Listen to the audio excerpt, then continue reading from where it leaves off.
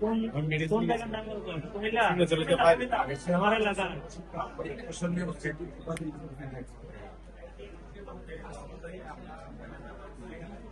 Sir ওইদিন বলছিলাম না মেডিসিন অনেক সাথে, স্যার ওইদিন বলছিলাম মেডিসিন একসাথে জমায় তারপর শিকার দেয়, মাসুম করে বইলে দিলাম, আপনি তার আসলে আরেকবার টাইকে বইলে দিয়ে পায়খানা ক্লিয়ার হয়? তোর আইবো মাসুম। এটা ঠিক আছে?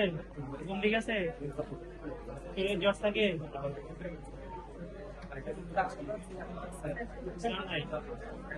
খাবার রুচি কেমন?